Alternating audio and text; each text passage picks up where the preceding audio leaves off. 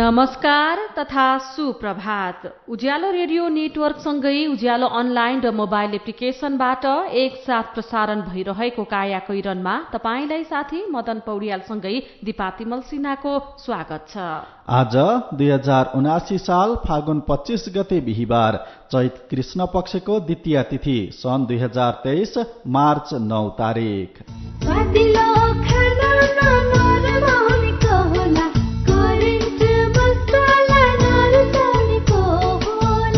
काया कैरनको साथमा करेन्ट मसला र करेन्ट चिया, स्वादको झट्का।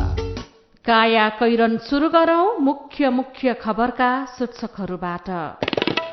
राष्ट्रपति चुनाव आज बिहान 10 बजेदेखि दिउँसो 3 बजेसम्म मतदान। मत परिणामको घोषणा आजै, आउँदो सोमबार शपथ ग्रहण। लगानीयोग्य रकम अभाव, ब्याजदर वृद्धि लगायतका कारण बैंक तथा वित्तीय संस्थाको खराब कर्जा बढ्दै। नेतृत्व तहले लामो समयदेखि अर्थतन्त्रमा खेलनाची गर्दा यस्तो अवस्था आएको टिप्पणी। वित्तीय अराजकता मौलाउँदै जुन मल्टी फाइनेन्सिङ भयो, एउटा मान्छेले धेरै ठाउँबाट पैसा लियो, यो समस्या हो। अब यसलाई सुधार्दै जानुको विकल्प छैन।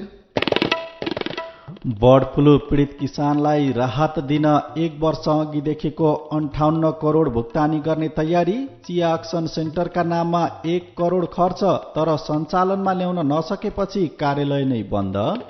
अमेरिकामा 4 हप्तामा 1 लाखभन्दा धेरै बालबालिकालाई कोरोना संक्रमण दर घटे पनि बालबालिका अझै पनि जोखिममा। र 20 वर्ष मुनिको महिला एसियन कप छनौटमा नेपालले प्यालेस्टाइनलाई 6-0 गोलले हरायो। त्रिदेशीय 1 दिवसीय क्रिकेट श्रृङ्खलामा नेपालले आज पपुवा न्युगिनीसँग खेल्दै। 4 तोले झन्डै जिब्रो चाहियो। मलाई 1 लाख रुपैयाँ दिनु न। पहिला मलाई हँसाएर देखाऊ। मैले तपाईँलाई हँसा भने तपाईँले मलाई 1 लाख रुपैयाँ दिनुहुन्छ? मैले दिने होइन नि त, जस्मिन पेन्सले दिन्छ। जस्मिन कुल कमेडी फुल। तपाईँ पनि स्ट्यान्डअप कमेडी खिचेर पठाइहाल्नुहोस् है। पहिलो हुनुभयो भने 1 लाख, दोस्रो हुनुभयो भने 50,000 र तेस्रो हुनुभयो भने 25,000 नगद पुरस्कार पाउनुहुन्छ। थप जानकारीको लागि जस्मिन पेन्सको आधिकारिक फेसबुक पेज जस्मिन पेन्स नेपाल फलो गर्नुहोला वा 98 024 86 385 मा व्हाट्सएप, भाइबर वा सिधै सम्पर्क गर्नुहोला। नेपाली मनको नेपाली रङ, जस्मिन पेन्स। सरकारी भुक्तानी अब एकै क्लिकमा। राहदानी शुल्क, आन्तरिक राजस्व विभागका शुल्क तथा करहरू, शिक्षक सेवा आयोगको भुक्तानी, बिलबुक नवीकरण, ट्राफिक जरिवाना, लोक सेवा आयोगको भुक्तानी, नगरपालिकाको कर, एनओसी शुल्क लगायतका धेरै भुक्तानी अब ई सेवाबाट तिर्न सकिन्छ। आजै ई सेवा एप डाउनलोड गर्नुहोस् वा नजिकैको एजेन्टमा गई अनलाइन भुक्तानी गर्नुहोस्। ई सेवा, सरल र सुरक्षित भुक्तानी। मेरो मोबाइलमा चल्छ ई सेवा। सुरक्षित र समृद्ध होस् जिन्दगीको सेरोफेरो। भोलिको लागि सोच्नु पर्ने कर्तव्य हो तिम्रो मेरो। ढुक्क हुन भोलिलाई बिमा गरौँ है, नेसनल लाइफ इन्सुरेन्समा बिमा गरौँ है। विगत 35 वर्षदेखि सञ्चालनरत नेपालकै पहिलो अग्रणी जीवन बिमा company national life insurance company, Lazimpat, Kathmandu. सुन त, मेरो कपडा प्याकिङ गरिदेऊ त। श्यामजीको मिसेसलाई क्यान्सर उपचार गराउन इन्डिया सँगै लिएर जानुपर्ने भयो। ए हो र? अनि सुन्नु त, अब क्यान्सरको उपचार सीएमसी क्यान्सर इन्स्टिच्युट भरतपुरमा नै हुन्छ नि। नेपालमै पहिलो पटक अत्याधुनिक भेरिएन्ट ट्युबिम भएको 60 काउस र हाइपर आर्क लगायतका अत्याधुनिक उपकरण प्रयोग गरी मस्तिष्कमा रहेको ट्युमर, फोक्सोको क्यान्सर, स्तन क्यान्सर, घाँटी तथा टाउको सम्बन्धी क्यान्सर, पेट तथा कलेजो सम्बन्धी क्यान्सर, पाठेघरको मुख, गर्भाशय तथा मूत्राशय सम्बन्धी क्यान्सर तथा अन्य क्यान्सरहरूको उपचार हुन्छ। क्यान्सर भएको ठाउँको पहिचान गरी रेडिएसनको माध्यमबाट पूर्ण रूपमा निको हुने गरी पनि उपचार गरिन्छ। सरकारी अस्पतालकै सेवा शुल्कमा उपचार हुनुका साथै नेपाल सरकारबाट प्रदान गरिने क्यान्सर पीडितहरूका लागि 1 लाखसम्मको छुटको व्यवस्था पनि छ। ओहो, यस्तो सुविधा रहेछ। ल, अब क्यान्सर उपचार गराउन सीएमसी क्यान्सर इन्स्टिच्युटमा नै लिएर जान्छौ। क्यान्सर विरुद्ध आशाको किरण, सीएमसी क्यान्सर इन्स्टिच्युट। फोन 056 594 333 594 333। काया कैरनमा अब खबरको सिलसिला। देशको तेस्रो राष्ट्रपति चुन्न आज नयाँ बानेश्वरमा रहेको अन्तर्राष्ट्रिय सम्मेलन केन्द्रको लोत्से हलमा बिहान 10 बजेदेखि दिउँसो 3 बजेसम्म मतदान हुँदैछ। अन्तर्राष्ट्रिय सम्मेलन केन्द्रको अन्नपूर्ण स्काईलाइट हलमा थालिने गणनाको परिणाम ढिलोमा आजै बेलुका 7 बजेभित्र घोषणा गर्ने तयारी छ। मतदानका लागि लोत्से हलमा दायाँतर्फ संघीय संसद र बायाँतर्फ प्रदेशसभाका लागि मतदान केन्द्र व्यवस्थापन गरिएको छ। निर्वाचन अधिकृत महेश शर्मा पौडेलका अनुसार 332 मतदाता रहेको संघीय संसदको मतदान केन्द्रमा एउटा मतपेटिका राखिएको छ।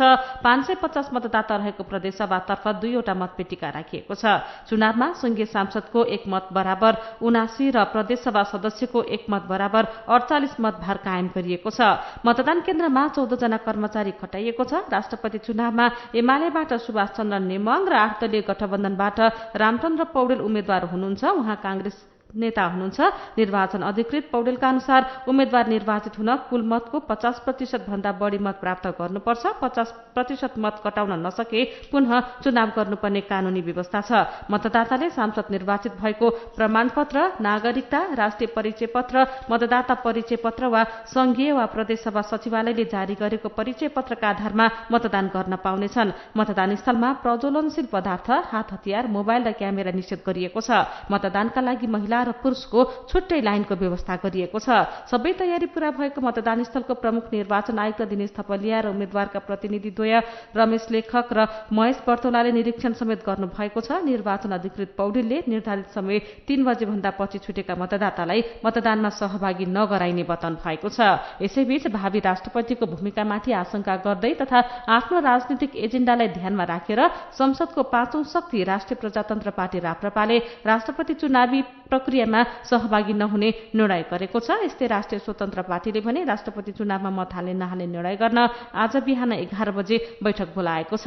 यसैबीच एमाले अध्यक्ष केपी शर्मा ओलीले महिला आन्दोलनबाट हुर्किएर गएको व्यक्तिले देशलाई 7 वर्षसम्म राष्ट्र प्रमुखको नेतृत्व दिनु गर्वको विषय भएको बताउनु भएको छ।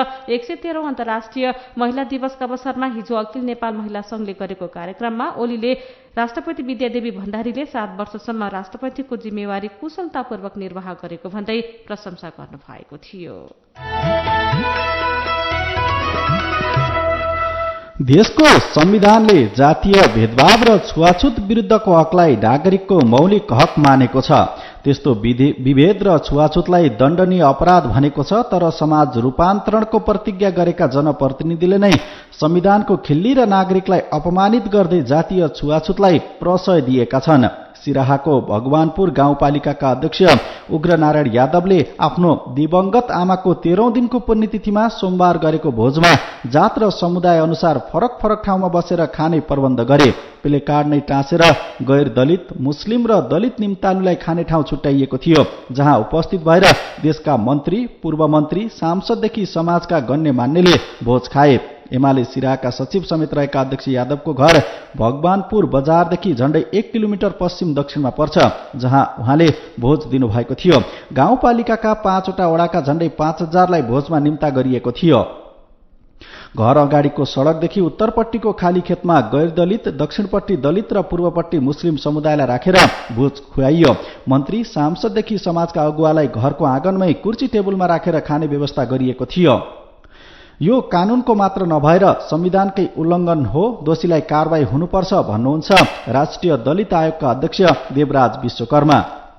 तर भगवानपुर गाउँपालिकाका अध्यक्ष उग्रनारायण यादवले सबैलाई मिलाएर जानुपर्ने बाध्यताले आफूले यस्तो गरेको बताउनु भएको छ। उचनीच देखाउन नभएको उहाँको भनाइ छ। तर कानूनले विभेद गर्नेलाई 3 वर्ष कैद र 2 लाख रुपैयाँसम्म जरिवानाको व्यवस्था गरेको छ। भोजमा झण्डै 5000 निम्तालु बोलाएर गाउँपालिकाका अध्यक्षले नै गरे जातीय विभेद शीर्षकको खबर नयाँ पत्रिका दैनिकले छापेको छ।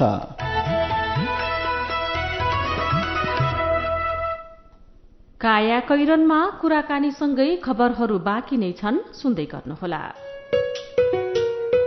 खुसी कसरी खुसी हुन्छ जब बने छैन कोही, आफ्नो भन्दैमा आफ्नो हुन सम्पर्कमा बस्या खै।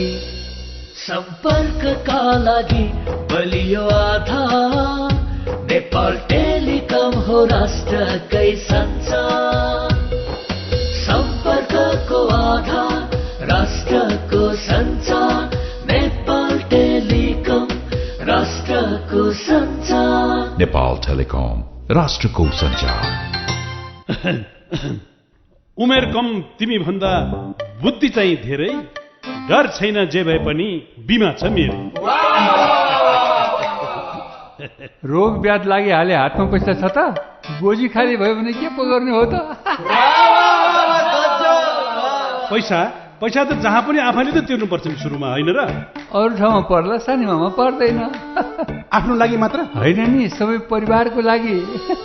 नेपालमै पहिलो पटक सानीमा बैंक प्रस्तुत गर्दछ फ्यामिली सुपर सेभिङ्स खाता, जसमा आफ्नो सम्पूर्ण परिवारको अस्पताल भर्ना खर्च भुक्तानी गर्नै नपर्ने। प्रत्येक सदस्यलाई रु 1 लाखसम्मको उपचार बिमा र रु 10 लाखसम्मको दुर्घटना बिमा। मेडलाइफ र सिद्धार्थ इन्सुरेन्स लिमिटेडको सहकार्यमा बिमा सुविधा। थप जानकारीका लागि नजिकैको शाखा वा 980119 मा सम्पर्क गर्नुहोला। सानीमा बैंक, सबल अनि विश्वसनीय। तिमीले पनि पाउने, मलाई पनि आउने कुरो आएपछि मन भयो रमाउने। आयामी पे रिफर गरिदे, मलाई पनि फाइदा अनि तिमीलाई पनि छ। आयामी पे रिफर गरिदे, मलाई पनि फाइदा अनि तिमीलाई पनि छ। IME pay refer and earn offer. IME pay mobile एपलाई आफ्नो साथी सर्कलमा रिफर गर्ने र सो रिफर एक्सेप्ट गर्ने दुवैले पाउनुहोस् 25-25 रुपैयाँ। थोरै बचत धेरै कायदा, बीमाका छन् फाइदा। सरकारी स्वामित्व र बीमाको क्षेत्रमा विश्वसनीय नाम राष्ट्रिय बीमा संस्थान। जीवन बीमाका लागि आजै राष्ट्रिय बीमा संस्थान रामशाहपथ काठमाडौँ वा नजिकैको शाखामा सम्पर्क गरौँ। दिगोपन र सशक्तताको नयाँ समय।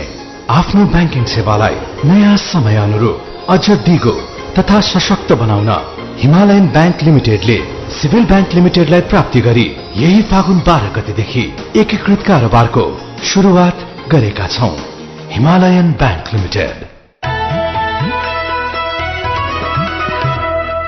उज्यालो रेडियो नेटवर्कसँगै उज्यालो अनलाइन र मोबाइल एप्लिकेशनमा प्रसारण भइरहेको काया कैरनमा तपाईंलाई फेरि स्वागत छ। यतिन्जेल हामीले राष्ट्रपति चुनाव आज बिहान 10 बजेदेखि दिउँसो 3 बजेसम्म मतदान, मत परिणामको घोषणा आजै, आउँदो शुक्रबार शपथ ग्रहण, राष्ट्रपति चुनावमा राप्रपा तटस्थ बस्ने, भोजमा बोलाएर सिराहाको भगवानपुर गाउँपालिकाका अध्यक्षद्वारा जातीय विभेद लगायतका खबर प्रस्तुत गर्यौं।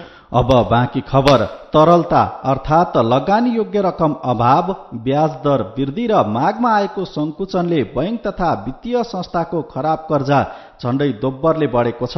चालू आर्थिक वर्षको 6 महिनामा बैंकहरूले तोकेको भाकामा उठ्न नसकेको ऋण अर्थात खराब कर्जा 116% बढेर 97 अर्ब 96 करोड पुगेको हो। एकातिर कर्जाको ब्याज दर बढ्नु र अर्कातिर उद्योग व्यवसायमा मन्दी आउनुले खराब कर्जा बढ्न भूमिका खेलेको छ। कर्जाको ब्याज दर बढ्दा 1 वर्ष यता उद्योग व्यवसायमा मन्दी आएको छ। नेपाल राष्ट्र बैंकको तथ्याङ्क हेर्ने हो भने 2078 असारपछि कर्जाको औसत ब्याज दर 3.51% महँगिएको छ। 2078 असार मसान्तमा 8.43% रहेको कर्जाको औसत ब्याज दर 2079 साउनमा 11.94% पुग्यो। कर्जाको ब्याज दर उच्च भएपछि र व्यापार व्यवसायमा मन्दी आएपछि ऋण तिर्न नसकेर कालो सूचीमा पर्ने व्यवसायीको संख्या समेत अत्याधिक बढेको छ। राज्य संयन्त्रमा बस्ने नेतृत्वले लामो समयदेखि अर्थतन्त्रलाई खेलाचीका रूपमा लिँदाको परिणामस्वरूप अहिलेको स्थिति निम्तिएको जानकारहरूको टिप्पणी छ। लामो समयदेखिको वित्तीय क्षेत्रको व्यतिथि थुप्रँदै गएपछि त्यसको चाङले विस्फोटको रूप लिएको नेपाल राष्ट्र बैंकका पूर्व कार्यकारी निर्देशक गोपाल भट्ट बताउनुहुन्छ। तर अहिले अन्तर्राष्ट्रिय स्तरमै संकट परेको अवस्थामा एक पक्षले अर्को पक्षलाई गाली गर्ने अवस्था नरहेको निजी क्षेत्रको भनाइ छ। नेपाल उद्योग परिसंघका अध्यक्ष विष्णु कुमार अग्रवाल बैंकिङ कारोबार पनि लेनदेनको करार सम्झौतामा आधारित हुने भएकाले त्यसको विरोध गर्नुको अर्थ नरहेको बताउनुहुन्छ। बैंकिङ क्षेत्र विरुद्धका गतिविधिलाई बैंकरहरूले भने अराजकताको पराकाष्ठ मानेका छन्। ऋणीहरूले सावा ब्याज नतिर्ने हो भने सबैभन्दा बढी मारमा साना निक्षेपकर्ता पर्ने कृषि विकास बैंकका प्रमुख कार्यकारी अधिकृत गोविन्द गुरुङ बताउनुहुन्छ। बैंकिङ क्षेत्र विरुद्धको आन्दोलनले बैंक र ग्राहकबीच अविश्वास बढाएको पनि उहाँले बताउनुभयो। आर्थिक अस्थिरतासँगै 7-8 महिना यता उद्योगी व्यवसायी ब्याजदर घटाउन माग गर्दै सडक सङ्घर्षमा उत्रिएका छन्। यही मौकामा केही अराजक समूहले बैंक तथा वित्तीय संस्था विरुद्ध धम्कीपूर्ण अभिव्यक्ति मात्रै दिएका छैनन्, अराजक गतिविधि नै गरेका छन्। विरोधको आडमा भएको यस्ता अराजक घटनालाई समयमै नियन्त्रणमा लिन भन्दै बैंकर्सहरूले सरकारसँग सुरक्षाको माग गरेका छन्। पछिल्लो समय लघुवित्त क्षेत्र समस्यामा देखिएको छ। कतै लघुवित्तको मनपरी त कतै ऋणीको बदमाशीले गर्दा यो क्षेत्रमा समस्या बढ्दै गएको छ। लघुवित्तको अन्यायका कारण कतिपय ठाउँमा मानिसले घरमा ताला लगाएर गाउँ नै छोडेका, कतै लघुवित्तले गाई भैँसी नै फुकाएर दिएका त कतै 36% ब्याज लिएका लगायतका विकृति देखिएका छन्। समस्या समाधानका लागि नेपाल राष्ट्र बैंकले निर्देशन जारी गरिसकेको छ भने सरकारले पनि कार्यदल बनाएको छ। साथै अर्जुन पोखरेलले लघुवित्त संघ नेपालका अध्यक्ष एवं आरम्भ चौतारी लघुवित्त वित्तीय संस्थाका अध्यक्ष जगत पोखरेललाई सोध्नु भएको छ, गाउँमा उद्यमको विकास गर्ने उद्देश्य विपरीत नागरिकलाई किन अन्याय गर्नु भएको हो? कस्तो जब समस्या आउँछ नि, समस्या नहुँदा सबै मिल्छ, मन मिल्दा सबै मिल्छ। मन मिल्न छोडेपछि मिल्ने कुरा मिल्दैन हो। अहिले राष्ट्रिय बैंकले अहिले जुन हाम्रो एउटा नीति पठाएको छ, हामी त्यसमा गाइडलाइन्सलाई मान्न पर्छ। तर हिजो भएको समस्यालाई अब बिस्तारै जुन मल्टी फाइनेन्सिङ भयो, एउटा मान्छेले धेरै ठाउँबाट पैसा लियो, यो समस्या हो। अब यसलाई सुधारेर जानुको विकल्प छैन, समस्या त आइसक्यो। गाउँमै ताला ठोकेर हिँडेको लघुवित्तको डरका कारण त्यतिसम्म अमानवीय भएको हो लघुवित्त संस्थाले। त्यसो गर्नुहुन्न।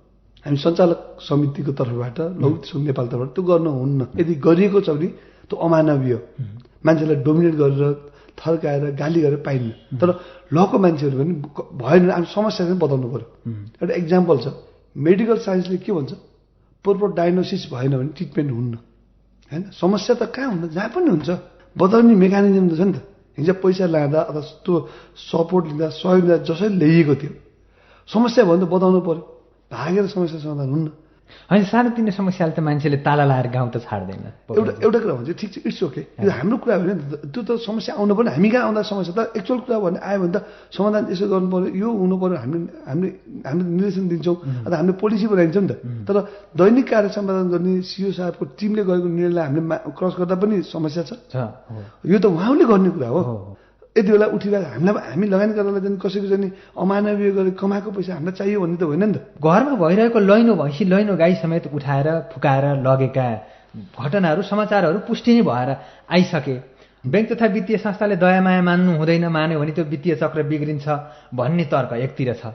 तपाईँहरूको तर्फबाट हेर्दाखेरि, आफ्नै छातीमा हात राखेर हेर्दाखेरि लैनो भैँसी लैनो गाई फुकाएर लग्नु चाहिँ त्यो नियमभित्रको कुरा हो कि? एकदम यो अमानवीय कार्यप्रति मेरो बहुत भर्सना छ। एउटा कुन कन्टेन्टमा उनको कुरा भएको थियो, डायलग भएको थियो, एउटा एग्रिमेन्ट भएको थियो, त्यो कन्टेन्टमा अब मान्छे भागिसकेपछि, मान्छे लुकेपछि, अब धेरै ठाउँबाट पैसा लिइसकेपछि त मान्छेले तनाव त हुने स्वाभाविक हो। तर त्यो कुरा चाहिँ टाइममा ठाउँमा भनिएन भने त्यसले समस्या त क्रिएट गर्छ नि। त्यसले परिवारले समस्या पर्छ, सामाजिक काममा प्रभाव पर्छ, सम्पूर्ण माइक्रो फाइनेन्सलाई समस्या पर्छ नि त। त्यही यो गलत हो। एउटाले अहिले चाहिँ धेरै ठाउँबाट लिन पाइन्न होइन, रुरल लमा बसेको नबसेको हामी पनि सुशासनमा बस्नुपर्छ, यो कुरा दायमा छैन। ऋण लिइसकेपछि ऋण तिर्दिन भनेको अनुशासनको बेइमानीको पनि उत्कर्ष हो। त्यहाँ समस्या छ नि त भन्न पर्यो नि त। हामीले पनि कसैलाई मारेर ढाँटेर छरेर कमाउनुहोस् भनेर हामीले पनि भन्दैनौँ नि त। धेरैले गल्ती गरेर पनि हाम्रो गल्ती भएकै छैन भन्नुहुन्छ, रटान लगाउनुहुन्छ। तर तपाईँले गल्ती भएको कुरालाई गल्ती भयो भन्नुभयो। यो गल्ती अहिलेको आन्दोलन सुरु हुनुभन्दा अगाडि तपाईँहरूलाई महसुस भएको थियो कि थिएन? तपाईँहरूलाई सुन्नमा आएको, तपाईँहरूसँग कम्प्लेन आएको थियो कि थिएन, कि अहिले आन्दोलन चर्किन थालेपछि मात्रै तपाईँहरूले यो गल्तीलाई रियलाइज गर्नुभएको हो? कमजोरी महसुस गरेर करेक्सन भएर अगाडि जानु भयो भने बल्ल राम्रो हुन्छ, रिपिट गर्न पाइन्न। हामी अहिले सञ्चालक यो जुन नेपाल लघुवित्त संघ नेपाल किन खोल्यो त? यस्तै कारणले समस्या आउँछ, करेक्सन गरेर जानुभयो। हामी खोलेको त जम्मा 2 वर्ष भयो। अब पोलिटिकल पार्टी पनि धेरै हुनुहुन्छ, नेताहरू पनि धेरै हुन्छ, कति कुरा लहलैमा बोलिदिनुहुन्छ, नबुझिकन बोलिदिनुहुन्छ। त्यसबाट पर्ने इम्प्याक्ट के हो भन्ने कुरा बुझिदिनुहुन्न, पछि करेक्सन गर्नुपर्दा त्यहाँबाट यहाँ गल्ती भएछ भन्नुहुन्छ। लघुवित्त संघ नेपालका अध्यक्ष तथा आरम्भ चौतारी लघुवित्त वित्तीय संस्थाका अध्यक्ष जगत पोखरेलसँगको थप कुराकानी अहिले बिहान 8:20 प्रसारण हुने कार्यक्रम बदलिदो नेपालमा सुन्न सकिन्छ। फेरि पनि खबरकै सिलसिला। बर्ड फ्लू पीडित किसानलाई 1 वर्षदेखि बक्यौता रहेको राहत 2 साताभित्रै भुक्तानी गर्ने सरकारले दावी गरेको छ। फागुन 4 मा बसेको मन्त्री परिषद बैठकले पीडित किसानलाई राहत दिने निर्णय गरेसँगै कृषि तथा पशुपक्षी विकास मन्त्रालयले भुक्तानी प्रक्रिया छिट्टै सुरु गर्ने जनाएको हो।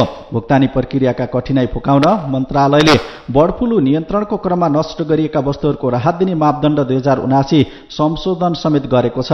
फागुन 22 मा राजपत्रमा प्रकाशित गर्दै मन्त्रालयले मापदण्ड लागू हुनुअघि बर्ड फ्लू नियन्त्रणका क्रममा प्रचलित कानून बमोजिम नष्ट गरिएका वस्तुहरूको समेत राहत उपलब्ध गराइने जनाएको छ। बजेट हुँदाहुँदै मापदण्ड नभएपछि राहत दिन सकेनौ। अर्थको सहमतिमा मन्त्री परिषदबाट पनि स्वीकृत भइसकेको छ। अर्थले विगतमा नष्ट गरिएकालाई पनि मापदण्ड अनुसार राहत दिने भनेपछि संशोधन गर्यौं। पशुपक्षी विकास सचिव दीपक कुमार खरालले भन्नुभयो, अब भुक्तानीमा ढिलाइ हुँदैन। सम्भवतः अर्को हप्तादेखि किसानको बैंक खातामा राहत रकम जम्मा गर्ने प्रक्रिया हुन्छ। चियाको पारदर्शी व्यापारका लागि सरकारले आर्थिक वर्ष 2071-72 को बजेटमा चिया अक्सन सेन्टर सञ्चालन गर्ने घोषणा गर्यो। चिया तथा कफी विकास बोर्डले 2072 मा अक्सन सेन्टर सञ्चालनका लागि चिया उद्यमी सुरेश मित्तलको संयोजकत्वमा 11 सदस्यीय अक्सन कमिटी बनायो। 1 वर्षपछि बिर्तामोडमा कार्यालय सञ्चालनका लागि घर पनि भाडामा लियो। पूर्वाधार तयार, सम्भाव्यता अध्ययन लगायतका लागि राज्य कोषबाट झण्डै 1 करोड रुपैयाँ पनि खर्च भयो। तर अक्सन सेन्टर भने सञ्चालनमा आउन सकेन। बरु 1 वर्ष चलेर भाडाको कार्यालय नै बन्द भयो। अक्सन सेन्टरका कम्प्युटर, फर्निचर लगायत सामग्री अहिले बिर्तामोडमा रहेको चिया तथा कफी विकास बोर्डको क्षेत्रीय कार्यालयमा ल्याइएको बोर्डका क्षेत्रीय प्रमुख इन्द्र अधिकारीले जानकारी दिनुभएको छ। वार्षिक झण्डै 4 अर्ब विदेशी मुद्रा भित्राउने चियाबारे राज्यले व्यवस्था गर्दा अक्सन सेन्टर चल्न नसकेको चिया उद्यमीको आरोप छ।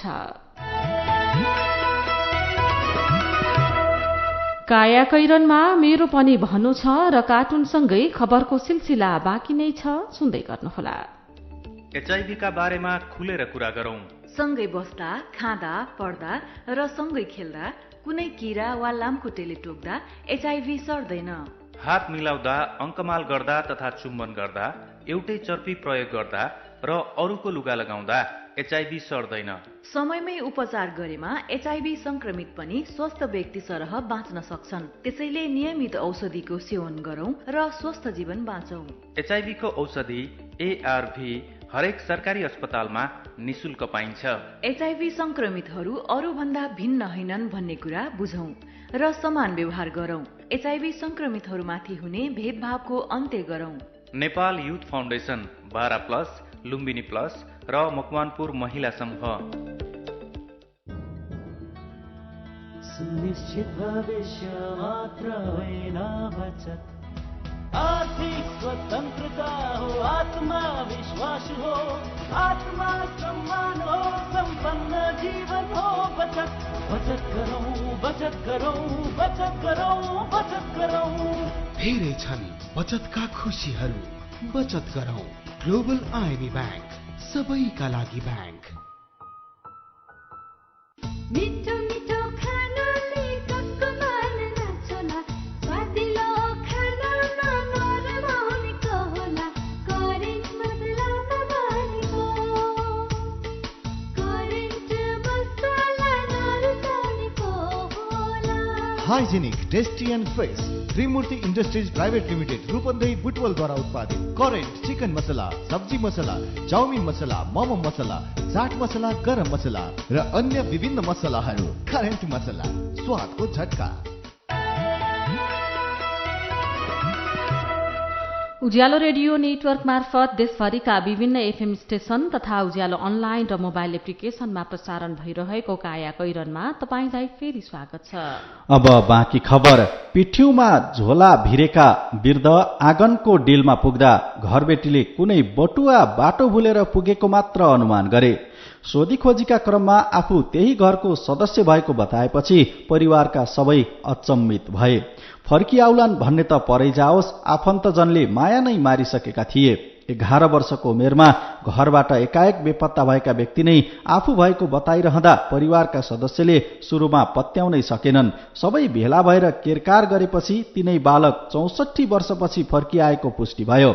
यति बेला परिवारसँगको पुनर्मिलनमा रहनु भएको छ उहाँ। धनकुटा नगरपालिका 2 भिरगाउँबाट 11 वर्षको उमेरमा बेपत्ता राजु राई 75 वर्षको उमेरमा घर फर्किनुभयो। बेपत्ता भएको 64 वर्षसम्म सम्पर्कमा नभएका उहाँ एकाएक घरमा पुगेको खबर केही बेरपछि गाउँभरि फैलियो। सुरुमा कतिपयले शंकाको नजरले हेरे, तर बाल्यकालमा जिउमा रहेका केही चिन्ह र दाजुभाइसँगको अनुहार मेल खाएपछि उहाँले घरमा प्रवेश पाएको भतिजा आइतबहादुरले बताउनुभयो।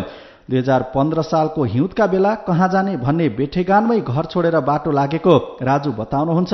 गरिबीका कारण मन पोल्ने गरेकाले हिँडेको उहाँले बताउनुभयो। 64 वर्षपछि पुनर्मिलन शीर्षकको खबर कान्तिपुर दैनिकले छापेको छ।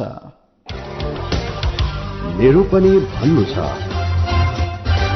हिजो नेपाल वायु सेवा निगमको एउटा उडानमा इतिहासमै पहिलो पटक जहाजका चालक दलका सबै सदस्य महिला रहेका खबरमा मनबहादुर मगरको प्रतिक्रिया छ। नारी पुरुष दुवैजना समान हुन्। अवसर पाए महिला पनि चुनौती सामना गर्न तयार हुन्छन्। यातायात व्यवस्था कार्यालय एकान्त कुनाले बिहान 8 बजेदेखि नै सेवा शुरू गर्ने तयारी गरेको खबर उज्यालो अनलाइनमा पढेर अमर रावत लेख्नुहुन्छ। कर्मचारीको नियत ठीक हुने हो भने अहिलेकै समय पनि पर्याप्त हुने थियो। उनीहरूले नै अल्छी गरेका छन् भने बिहानदेखि बेलुकासम्म खोले पनि सेवाग्राही लाभान्वित हुन गाह्रै छ।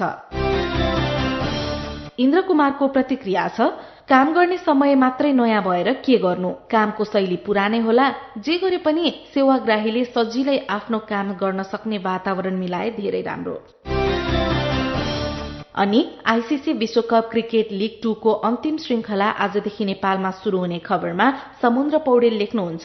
पछिल्लो श्रृंखला जस्तै उत्कृष्ट खेल प्रदर्शन गर्नु। नेपाली टोलीलाई दर्शकहरूको तर्फबाट पनि पूर्ण साथ र समर्थन छ। जितको अग्रिम शुभकामना।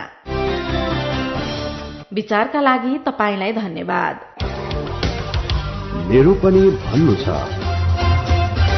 मेरो पनि भन्नु छ प्रस्तुत गर्दै हुनुहुन्थ्यो साथी मल्लिका थापा। काया कैरनमा अब विदेशको खबर। अमेरिकामा पछिल्लो 4 हप्तामा 1 लाख भन्दा धेरै बालबालिकालाई कोरोना भाइरसको संक्रमण भएको छ। स्वास्थ्य अधिकारीहरूले दिएको जानकारी अनुसार 4 हप्ता यता 1,06,000 जना बालबालिकालाई कोरोना भाइरसको संक्रमण भएको छ। पछिल्लो समय कोरोनाको संक्रमण दर घटेको तर बालबालिकामा भने संक्रमण भइरहेको अमेरिकी स्वास्थ्य निकायलाई उद्धृत गर्दै अन्तर्राष्ट्रिय सञ्चार माध्यमले जनाएका छन्। अमेरिकामा कोरोना संक्रमण शुरू भएपछि 1,55 लाख भन्दा धेरै बालबालिकालाई संक्रमण भएको पुष्टि भएको छ। अब खेल खबर। एएफसी 20 वर्ष मुनिको महिला एसियन कप छनौटमा नेपालले प्यालेस्टाइनलाई 6-0 गोलले हराएको छ। फैजल हल हुसेइन इन्टरनेशनल स्टेडियममा हिजो भएको खेलमा नेपालले घरेलु टोली प्यालेस्टाइनलाई फराकिलो गोल अन्तरले हराएको हो। नेपालको जितमा दिपा साईले 4 तथा गरिमा राईले 2 गोल गरिन्। जितसँगै नेपालले 3 अङ्क जोडेको छ। समूह बीमा रहेको नेपालले अब दोस्रो खेलमा आइतबार नर्दन मारियाना आयरल्यान्डसँग खेल्नेछ। छनौटबाट समूह विजेता दोस्रो चरणमा पुग्नेछ। दोस्रो चरण जुन 3 देखि 11 तारिकसम्म हुनेछ। यो चरणबाट उत्कृष्ट 4 टोलीले उज्बेकिस्तानमा हुने 20 वर्ष मुनिको महिला एसियन कप खेल्नेछन्। आईसीसी विश्वकप क्रिकेट लीग 2 अन्तर्गत त्रिदेशीय एकदिवसीय श्रृंखलामा नेपालले आज पपुवा न्युगिनी पीएनजीसँग खेल्दैछ। खेल बिहान 9:30 बजे त्रिवी क्रिकेट मैदान कीर्तिपुरमा हुनेछ। आईसीसी विश्वकप क्रिकेट लीग 2 को यो अन्तिम श्रृंखला हो। नेपाललाई शीर्ष 3मा रहँदै आउँदो जुन जुलाईमा जिम्बाब्वेमा हुने विश्वकप छनौट सोझै खेल्न बाँकी सबै 4 खेल जित्नुपर्ने हुन्छ। श्रृंखलामा घरेलु टोली नेपाल सहित यूएई र पपुवा न्युगिनी रहेका छन्। नेपालले यूएई र पपुवा न्युगिनीसँग समान 2-2 खेल खेल्नेछ। नेपालले 4 खेल जित्दा 40 अङ्क पुग्नेछ, जुन सोझै विश्वकप छनौट र एक दिवसीय मान्यता कायम राख्न पर्याप्त हुनेछ। यदि नेपाल अङ्क तालिकाको शीर्ष 3मा पर्न नसके विश्वकप छनौटका लागि क्वालिफायर प्लेअफ खेल्नुपर्ने हुन्छ। अब केही खबर संक्षेपमा। संयुक्त अरब इमिरेट्स यूएई को दुबई ट्याक्सी कर्पोरेसन डीटीसीमा बाइक राइडरको रूपमा काम गर्न गएका नेपाली श्रमिकहरू धमाधम स्वदेश फर्किरहेका छन्। करार सम्झौता अनुसार तलब नदिई सेवा सुविधा लगायतका विभिन्न शर्त राख्न थालेपछि उनीहरू घर फर्किन थालेका हुन्। शेयर कारोबार मापक नेप्से परिसूचक र कारोबार रकममा निरन्तर कमी आएसँगै सरकारको झण्डै 8 अर्ब रुपैयाँ राजस्व गुमेको छ। गएको आर्थिक वर्षको 7 महिना साउनदेखि माघसम्मको तुलनामा चालु आर्थिक वर्षको यो अवधिमा शेयर बजारबाट सरकारलाई प्राप्त राजस्वमा आएको कमीका आधारमा यस्तो विश्लेषण गरिएको हो। 480 मेगावाटको फुरकोट कर्णाली अर्ध जलाशयुक्त विद्युत आयोजनाबाट नेपाललाई निशुल्क विद्युत दिनुपर्ने शर्त मान्न भारतीय कम्पनी एनएचपीसीले आनाकानी गरेको छ। 4 वर्ष अघि नियुक्त भएका 2 राष्ट्रसङ्घीय नियोग र 5 देशका लागि राजदूत कार्यकाल सकेर फर्किनु पर्नेमा सरकारले 3 राजदूतको म्याद असारसम्म थपेको छ। 1 जना राजदूतको कार्यकाल सकिएको छ भने 3 जना राजदूतको पनि कार्यकाल सकिँदैछ। खराब मौसमका कारण स्थगित गरिएको गौतम बुद्ध अन्तर्राष्ट्रिय विमानस्थलको नियमित अन्तर्राष्ट्रिय उडान आजदेखि पुनः सुरु हुने भएको छ। कुवेतको जजिरा एयरवेजले हप्तामा 3 दिन कुवेत भैरवा उडान झण्डै 2.5 महिनापछि पुनः गर्न लागेको हो। अन्तर्राष्ट्रिय महिला दिवसका अवसरमा सगरमाथाको फेदमा जलवायु परिवर्तन बहस भएको छ।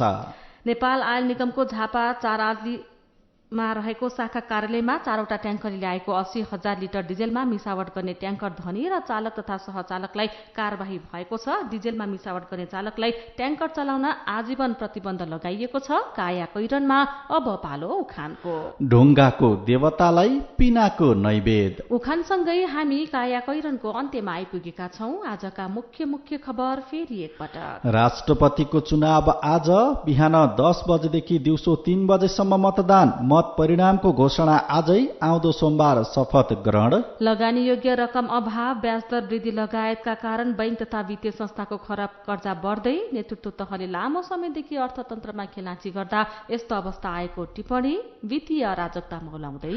बर्ड फ्लू पीडित किसानलाई राहत दिन 1 वर्ष अघिदेखिको 58 करोड भुक्तानी गर्ने तयारी। चिया एक्सन सेन्टरका नाममा 1 करोड खर्च, तर सञ्चालनमा ल्याउन नसकेपछि कार्यालय नै बन्द। अमेरिकामा 4 हप्तामा 1 लाख भन्दा धेरै बालबालिकालाई कोरोना संक्रमण दर घटे पनि बालबालिका अझै पनि जोखिममा। र 20 वर्ष मुनिको महिला एसियन कप छनौटमा नेपालले प्यालेस्टाइनलाई 6-0 गोलले हरायो। त्रिदेशीय एकदिवसीय क्रिकेट श्रृङ्खलामा नेपालले आज पपुवा न्युगिनीसँग खेल्दै।